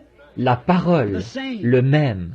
La parole, la vie, la source, le même hier, aujourd'hui et pour toujours. Pour le vrai croyant, c'est là qu'est sa joie suprême, sa vie suprême. Et sa satisfaction suprême se trouve en Christ. Pas besoin de pomper, de tirer, d'adhérer, de vider, juste de croire et de se reposer. Voilà ce qu'il est pour celui qui croit. Comme notre père Abraham, il n'a jamais tiré, il ne s'est jamais fait de bile, il ne s'est jamais tracassé. Il avait la parole. Il s'est appuyé contre le sein d'El Shaddai. Abraham, quand il avait 100 ans, Dieu lui est apparu et lui a dit « Je suis le Tout-Puissant ». Le mot hébreu, c'est El Shaddai, ce qui veut dire « celui qui a des seins ». Et tu es vieux, et tu n'as plus de force, mais appuie-toi simplement contre mon sein. Nourris-toi en puisant ta force dans cette source. Amen. Qu'est-ce qu'il a obtenu en s'y nourrissant? Un corps neuf. Il a eu le bébé de Sarah. Et 50 ans plus tard, il a eu 7 enfants d'une autre femme. Oh, El Shaddai. Shows what he did, the New Testament tells what he'll do. Amen. In the Old Testament. Now the air is off, so I'll hurry and quit here now, just a minute. I like to say this before close. I had a good example of this one time. I was patrolling, and many people here, down around Georgetown, down there in Milltown, there used to be way back in the hills a fountain. It was an artesian well. It was thrown out about a 4 or 5 foot stream of water just gushed out all the time, and a great big fountain around there, and right around was a lot of this here pennyroyal, you know, and stuff growing there, that mint like. And oh, I used to just thirst to get there. Oh my, to get to that fountain. And I'd lay down by this thing and just drink and drink and sit down and drink, wait. And a year after year, I'd still come to this same fountain. It never did cease, winter or summer. They couldn't freeze it. You can't freeze an artesian well. Oh no. Peu importe combien il peut faire froid, ça ne gèlera pas. Vous pourrez geler une citerne. Une petite gelée suffira à faire ça, voyez. Mais tout ce qui bouge, il y a de la vie à l'intérieur, ça se déplace. On ne peut pas geler le puits artésien. Peu importe l'abattement d'esprit qu'il y a dans un lieu, ce puits est toujours vivant. Vivez à ce puits. Et j'ai remarqué là, je passais par là et j'y buvais. Et oh là là, de l'eau vraiment fraîche. On n'avait jamais à se tracasser. Je me demande, si je vais là, je me demande s'il a cessé de couler. Il coule. Un vieux fermier m'a dit, il a dit, mon grand-père y buvait. Et il a dit, il n'a jamais perdu d'intensité, ni rien. C'est toujours le même puits. Il jaillit et se déverse dans la rivière bleue, là. Je me suis dit, oh là là, quel endroit idéal pour s'abreuver. Je faisais un détour d'environ 1 mille à pied pour venir à cet endroit-là, parce que c'était vraiment l'endroit rêvé où aller boire. Oh, qu'elle était bonne, cette eau-là. Oh là là. Je me retrouve dans le désert, en Arizona, là, et j'y pense encore. Ce puits merveilleux là-bas, si seulement je pouvais m'allonger près de lui. Comme David le disait une fois, oh, si je pouvais une fois encore boire à ce puits, s'il pouvait seulement s'y rendre. Un jour, je me suis assis et il m'est arrivé une drôle de petite chose. J'ai dit, qu'est-ce qui fait que tu es toujours si heureux? Je souhaiterais être heureux comme ça, mais je ne t'ai jamais vu triste depuis que je viens ici. Il n'y a absolument rien de triste en toi. J'ai dit, tu es toujours rempli de joie, tu sautilles et tu bouillonnes, et tu es tout excité. Hiver comme été, froid ou chaud, quoi que ce soit, tu es toujours rempli de joie. Qu'est-ce qui te rend? Qu'est-ce que c'est? Parce que je bois de ton eau? Non. J'ai dit, eh bien, peut-être que les lapins boivent de ton eau, et que tu aimes vraiment ça. Non. J'ai dit, eh bien, qu'est-ce qui te rend bouillonnant comme ça? Qu'est-ce qui te rend si heureux? Qu'est-ce qui fait que tu es toujours rempli de joie? J'ai dit, est-ce parce que les oiseaux boivent de ton eau? Non. Parce que moi, je bois de ton eau? Non. J'ai dit, eh bien, qu'est-ce qui fait que tu es si rempli de joie? Et si ce puits avait pu me répondre, il aurait dit ceci. Frère Branham, ce n'est pas parce que tu bois, je l'apprécie, et parce que je peux alimenter les oiseaux. J'alimente tous ceux qui veulent boire. Tout ce que tu as à faire, c'est de venir ici et de boire. Mais ce qui me rend heureux, ce n'est pas moi qui bouillonne, c'est quelque chose à l'intérieur qui me pousse. C'est quelque chose qui bouillonne en moi. Et c'est pareil pour une vie remplie de l'Esprit. Comme Jésus l'a dit, qu'il était en... Voyez, il vous a donné des sources d'eau qui jaillissent jusque dans la vie éternelle. Un puits artésien, jaillissant, débordant, qui coule constamment. Que le reste de l'Église ait ses hauts et ses bas, vous êtes toujours à ce puits. Pourquoi adopteriez-vous un vieux système dénominationnel, une citerne remplie de parasites et de tout le reste, pour boire là ces choses stagnantes, alors que vous êtes invités à venir à une source, à un puits artésien? Je le revois encore pousser et jongler et gargouiller et rire et jubiler et sautiller et gambader. Par temps froid, pluvieux, chaud, sec, quand le reste du pays se desséchait, il bouillonnait comme toujours. Parce qu'il était profond, il avait ses racines tout au fond dans les rochers. C'est de là qu'il émergeait. Oh, que je vive près de ce puits bouillonnant. Prenez tous les systèmes faits de main d'homme que vous voudrez, tous vos vieux puits d'eau stagnante. Mais laissez-moi venir ou citerne d'eau stagnante, mais laissez-moi venir à cette source.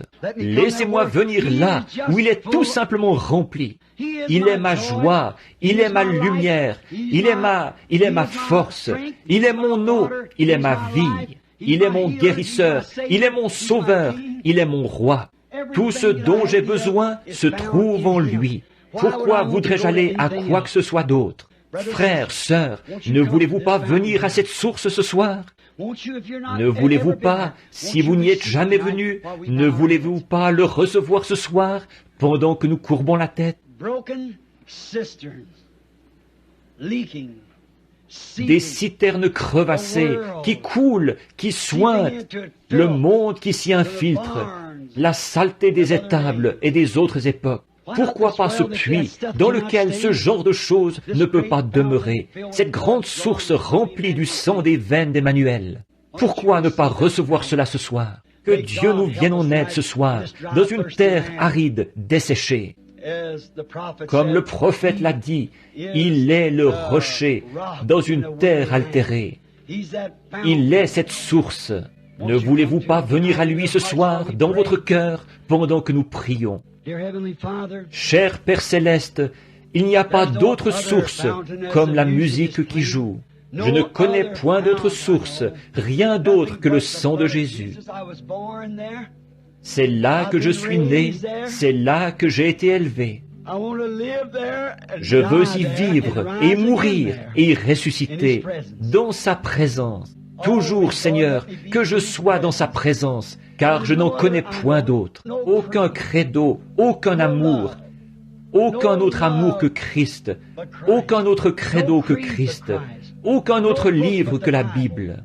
Rien d'autre, aucune autre joie que celle qu'on trouve en lui. On me l'ôterait, ô Dieu, quels que soient les biens que je possède dans ce monde, ce serait encore la mort. J'errerais sans but, les mains sur la tête. On me l'ôterait, je serais un homme fini, Seigneur. Mais qu'il soit en moi, et alors on est bien en décembre comme en mai. Alors il n'y a pas d'endroit chaud, et il n'y a pas d'endroits arides. La mort elle-même n'a pas de victoire. Que nous l'ayons, lui, Père. Donne-le en abondance à tous les croyants ici ce soir, car ils sont restés à attendre dans cette salle.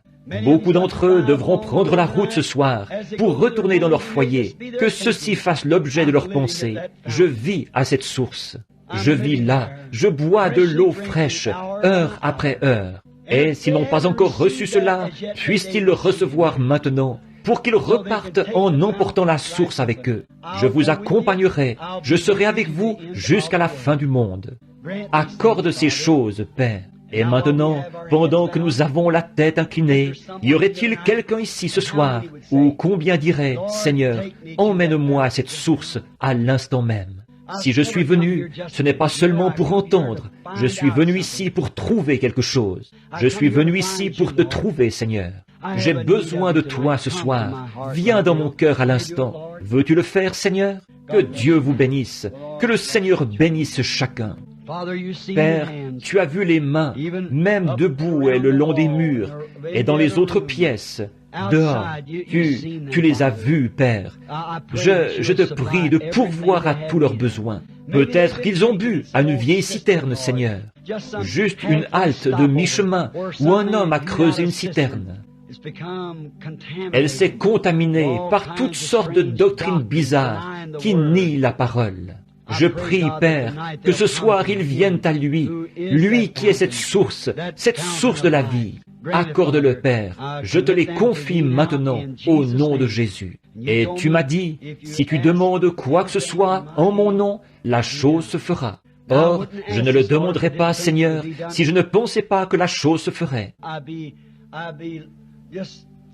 Je le dirai alors seulement comme un rituel routinier. Mais je prie pour eux avec sincérité. Je prie pour eux en croyant que tu accorderas ce que tu as promis. Et maintenant, je les détache de cette citerne ce soir. Je les détache de ce lieu où ils buvaient, où ils ne sont pas satisfaits, pour les emmener à cette source. Je le fais au nom de Jésus-Christ. Ils sont à toi, Seigneur, qu'ils s'abreuvent à toi, l'eau vive, la source d'eau vive. C'est au nom de Jésus que je le demande. Amen. Accorde-le, Seigneur.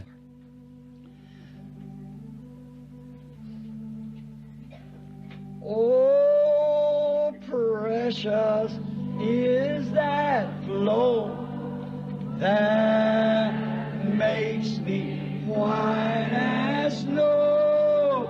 No other fount I know, nothing but the blood of Jesus. Oh, what can wash away my sin? Nothing but the blood of Jesus.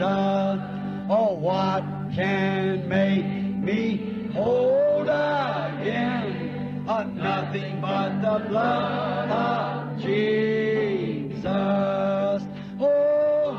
Oh Jésus, guéris-les, Seigneur. Accorde-le, Seigneur, par le nom de Jésus. Je te prie, ô Dieu tu connais toutes choses.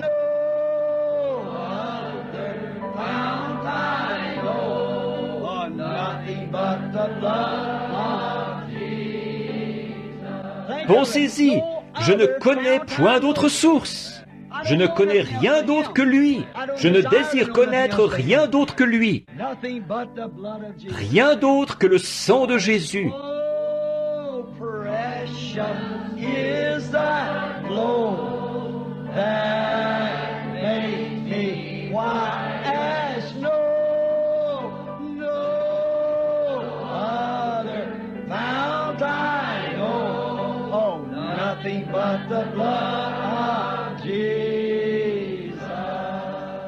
Pendant que nous le chantons encore, serrons-nous la main les uns les autres. Vous aimez-vous les uns les autres?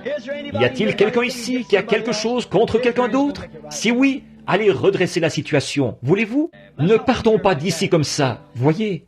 Si vous avez quelque chose contre quelqu'un, allez redresser la situation maintenant. C'est maintenant l'occasion pour vous d'aller vers cette personne. Dire, frère, sœur, j'ai dit quelque chose contre toi, j'ai pensé quelque chose, je ne voulais pas faire ça, pardonne-moi. Voyez-vous, c'est comme ça qu'il faut faire. Ayons la source au milieu de nous continuellement. Voyez?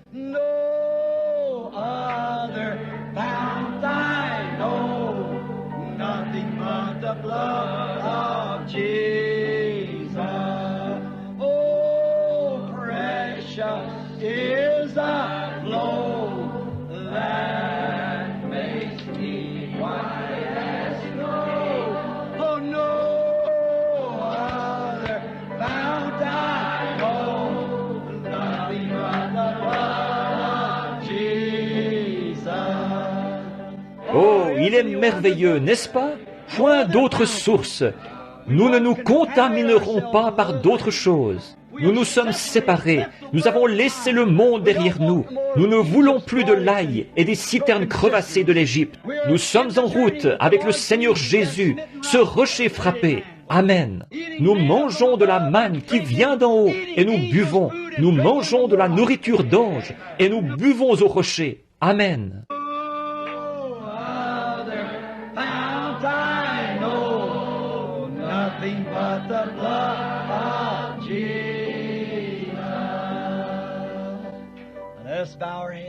Maintenant, courbons la tête. Je prie que Dieu vous bénisse si abondamment, chacun de vous, que sa grâce et sa miséricorde soient avec vous tout au long de cette semaine. Et s'il arrivait quelque chose, que l'un de vous passe de l'autre côté du voile, là, souvenez-vous bien qu'il n'y a que quelques heures de sommeil et de repos jusqu'à ce que nous nous revoyions. Souvenez-vous que les vivants qui seront restés ne feront pas obstacle à ceux qui sont endormis.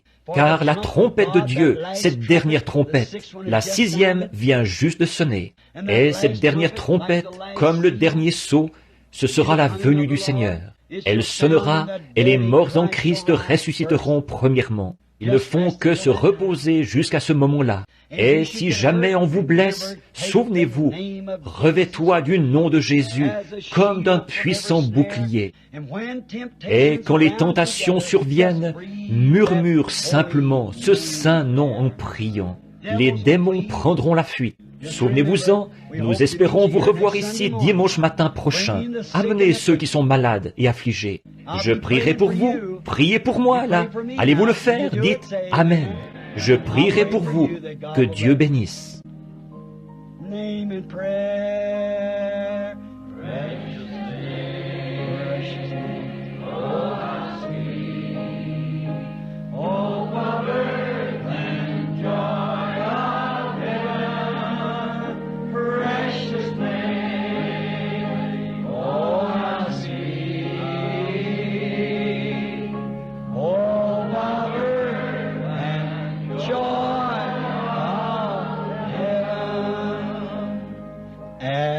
The name of Jesus bowing, falling prostrate at his feet. King of kings in heaven will crown him. Oh, when our journey is complete, precious name, isn't it sweet? N'est-il pas doux et précieux?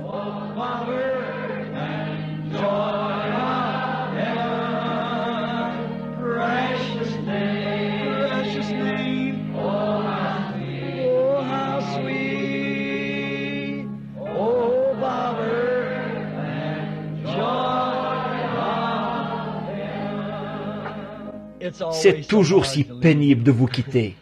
Bien que je sache que vous êtes en train de griller, mais il y a quelque chose vraiment. Nous allons encore un couplet de quelque chose. Voulez-vous? Voulez-vous? Béni soit le lien, sœur. Combien connaissent ce vieux chant? On le chantait il y a des années. Et je pensais ce soir, demain, c'est ce qu'il reste des centaines. Quand on chantait ce chant, partout dans le tabernacle, en se donnant la main, béni soit le lien. J'en ai inhumé un grand nombre juste ici au cimetière. Ils attendent, je les reverrai. Je les vois de temps à autre en vision, quand je regarde de l'autre côté du voile.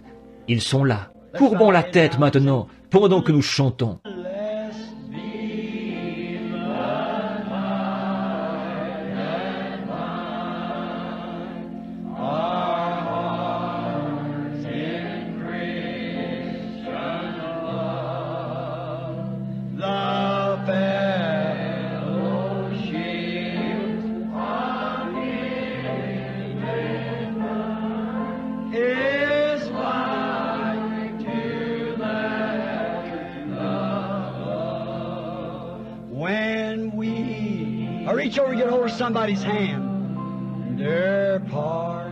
Maintenant, courbez la tête.